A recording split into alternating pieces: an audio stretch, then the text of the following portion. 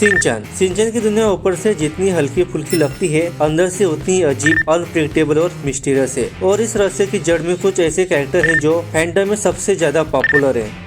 कहानी शुरू होती है सबसे आइकॉनिक कैरेक्टर से, बुरी बुरी जैमॉन। एक बच्ची की इमेजिनेशन से पैदा हुआ कैरेक्टर इतना मैच्योर, सेल्फ अवेयर और इमोशनली कॉम्प्लेक्स तरीके से कैसे बिहेव कर सकता है, ये अपने आप में एक पजल है। वो सिंचन को गाइड भी करता है, चिढ़ाता भी है और फिलोसॉफिकली बातें भी करता है। और कई बार ऐसा लगता है कि जैसे वो सिंचन के दिमाग के अंदर किसी गहरे हिस्से को रिप्रेजेंट करता है। एक इमेजिनरी पिक का आइडेंटिटी क्राइसिस महसूस करना और अपनी एग्जिस्टेंस पर सवाल उठाना, ये कोई नॉर्मल कार्टून का लॉजिक नहीं है। ये संकेत है कि बुरी बुरी जैमॉन असल में सिंचन की सप्रेस फियर और कंफ्यूज थॉट का लिविंग फॉर्म है। और इसी वजह से फैंडम में सबसे ज्यादा पॉपुलर मिस्टीरियस आइडेंटिटी माना जाता है। बुरी बुरी जैमॉन के बाद स्पॉटलाइट जाती है उस इंसान पर जिसने फैंस को सालों से कंफ्यूज कर रखा है, व्हाइट सूट मैन। ये आदमी कभी भी किसी भी एपिसोड में घुसकर बैकग्राउंड में बस खड़ा मिल जाता है, कभी धीरे से किसी कॉर्नर में खड़ा सिंचन को ऑब्जर्व करता है और कभी ऐसे सीन में दिखता है जहाँ उसका होना किसी भी लॉजिकल एक्सप्लेनेशन से बाहर है। प्रॉब्लम ये है कि शो में उसकी पर्सनालिटी,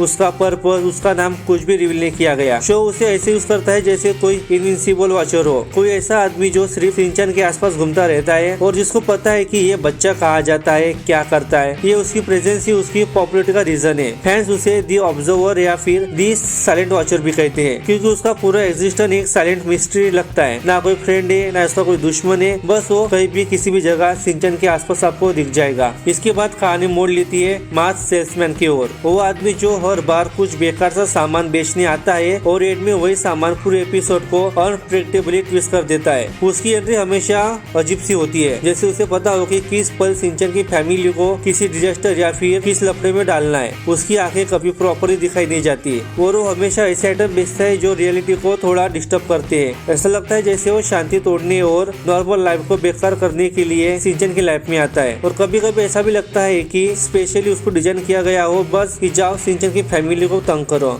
इन इंसान से ऊपर अगर हम देखेंगे तो इनके ऊपर है शीरो, एक सिंपल दिखने वाला डॉग। तो उसका बिहेवियर बहुत अजीब है। शीरो सिर्फ क्यूट रिएक्शन नहीं देता, वो कई बार सीन में ऐसे तरीके से सिंचन को बचाता है जो एक सामान्य डॉग के लिए बहुत अजीब है। वो डेंजर पहले बता देता है, वो लोगों को इमोशनल भी बहुत एक्यूरेसी से पढ़ लेता है और कई बार ऐसा लगता है जैसे वो सिंचन का साइलेंट प्रोटेक्टर हो। उसकी इंटेलिजेंस बहुत ज्यादा है, बल्कि वो बहुत ज्यादा समझदार भी है। जैसे राइटर दिखाना चाहते हो कि शीरो सिर्फ एक पेट नहीं बल्कि सिंचन के आसपास हर चीज ऑब्जर्व करने वाला गार्डियन हो। इसी वजह से फैंस में उसकी एक मिस्ट्रेस पॉपुलरिटी बहुत हाई है। और कभी कभी शीरो बहुत अच्छे से बिहेव करता है, जैसे लगता है कि वो बस कोई इंसान है जिसने शीरो का रूप धारण किया हो। और शीरो भी कई बार ऐसे दिखता है जैसे उसे सब कुछ समझता हो, सिंचन की बातें, सिंचन की हरकतें। जब उसकी माँ सिंचन को मारती है तो शीरो का रिएक्शन देख के आपको लगेगा कि शायद शीरो को पता है कि अंदर क्या चल रहा है। इन सब रहस्य के बीच सबसे वेड और पॉपुलर कॉन्सेप्ट है फ्यूचर सिंचन और टाइम रैप। कई एपिसोड में फ्यूचर या अल्टरनेट वर्जन ऐसे आते हैं जैसे टाइमलाइन किसी ने खींचकर तोड़ दी हो। कोई कैरेक्टर समय के बारे में एक्यूरेट वार्निंग देता है, कोई फ्यूचर प्रेडिक्शन बताता है जो